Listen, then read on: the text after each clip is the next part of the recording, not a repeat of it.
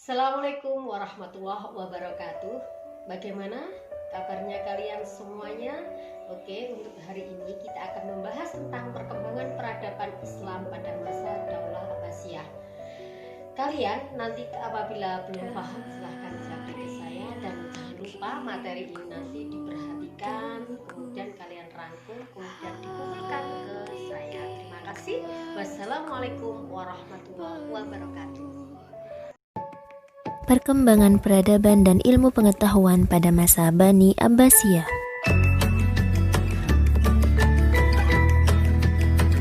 Perkembangan peradaban.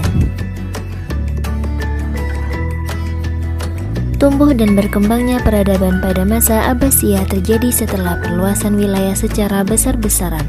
Faktor dominan yang mendorong perkembangan peradaban dan ilmu pengetahuan adalah adanya kebijakan dari Khalifah Abu Ja'far bahwa yang menjadi khalifah harus orang yang mencintai dan dapat mengembangkan ilmu pengetahuan. Gerakan penerjemahan. Perkembangan peradaban dan ilmu pengetahuan pada masa ini salah satunya karena didorong oleh gerakan penerjemahan. Pelopor gerakan penerjemahan pada awal dinasti Abbasiyah adalah Khalifah Al-Mansur. Para penguasa Abbasiyah menugaskan para ilmuwan ke daerah Bizantium guna mencari naskah-naskah Yunani dalam berbagai ilmu untuk kemudian diterjemahkan. Selanjutnya, gerakan ini didukung oleh Khalifah Al-Ma'mun dengan cara memberi imbalan pada hasil penerjemahan. Hal ini dilakukan karena keinginannya mengembangkan ilmu pengetahuan.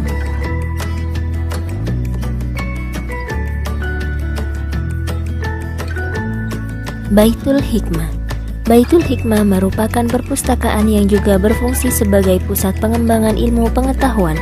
Pada masa Harun Ar-Rasyid, lembaga ini bernama Khizanah Al-Hikmah. Namun sejak tahun 815 Masehi, Al-Ma'mun mengembangkan lembaga ini dan mengubah namanya menjadi Baitul Hikmah. Pusat peradaban Bani Abbasiyah.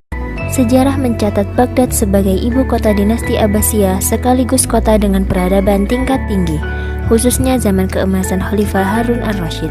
Pada saat itu, Baghdad muncul sebagai pusat dunia. Baghdad juga memiliki kemakmuran dan peran internasional yang sangat luar biasa. Namun selain Baghdad, terdapat juga kota-kota yang dianggap menjadi pusat peradaban masa Abbasiyah. Kota-kota tersebut adalah Samarra, Kark, Anhar atau Hashimiyah, Bukhara, dan Samarkand.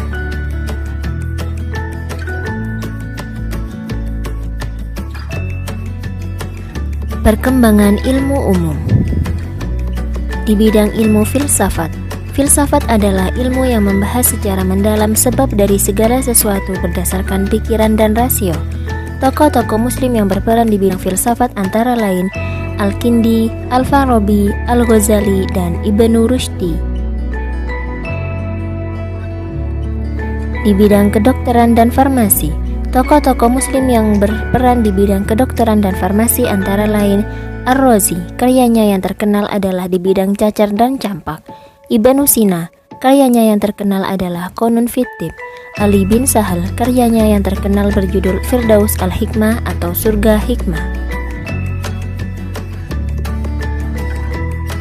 Sedangkan di bidang matematika, tokoh-tokoh muslim yang berperan antara lain Al-Khwarizmi, beliau adalah penemu aljabar.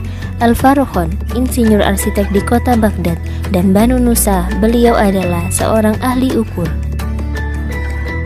Sedangkan di bidang kimia, tokoh kimiawan muslim yang paling terkenal adalah Jabir ibnu Hayyan.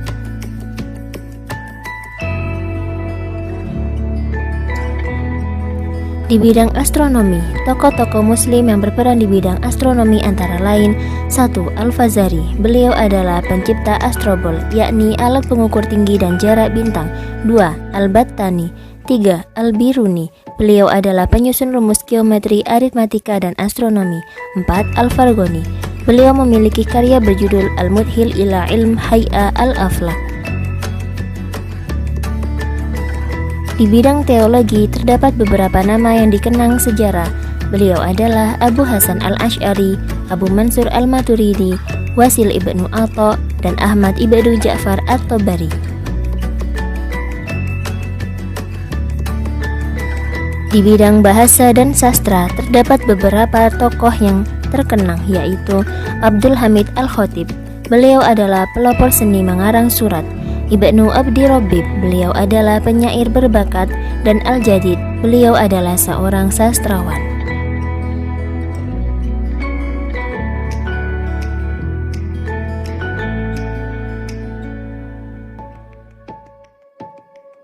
Perkembangan ilmu agama pada masa Bani Abbasiyah.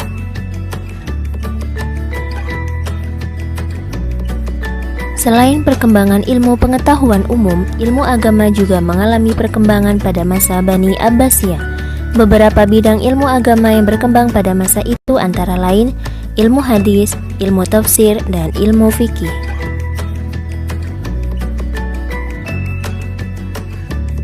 Hadis. Hadis merupakan sumber hukum kedua setelah Al-Quran. Hadis diperlukan untuk menafsirkan Al-Quran.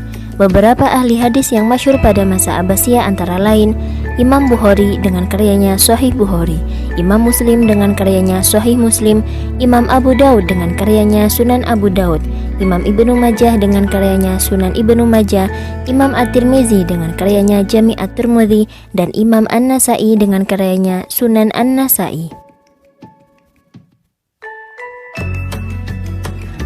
Dari semuanya itu, kodifikasi Al-Bukhari dianggap paling otentik sebab beliau berhasil mengumpulkan sekitar 600.000 hadis dengan 7.397 diantaranya dianggap sahih. Setelah Imam Bukhari, kodifikasi yang dianggap otentik adalah milik Imam Muslim. Tafsir. Perkembangan ilmu tafsir pada masa kekuasaan Bani Abbasiyah mengalami keemasan. Pelopor ilmu tafsir adalah Abdullah ibnu Abbas dan Ibnu Mas'ud, sedangkan para ahli tafsir yang terkenal dari kalangan tabi'in antara lain Imam Sufyan bin Uyainah, Waqi' al-Jarrah, Syu'bah al-Hajjaj, Zaid bin Harun, dan At-Tabari. Di antara beberapa mufassir tersebut, At-Tabari dianggap sebagai ahli tafsir terkemuka, dan salah satu karyanya yang bisa dinikmati hingga sekarang adalah tafsir At-Tabari.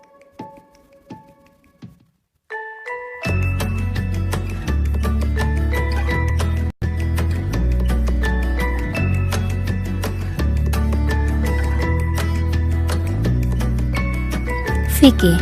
Pada masa pemerintahan Abbasiyah, ilmu fikih mengalami perkembangan pesat pada periode keempat dan lima.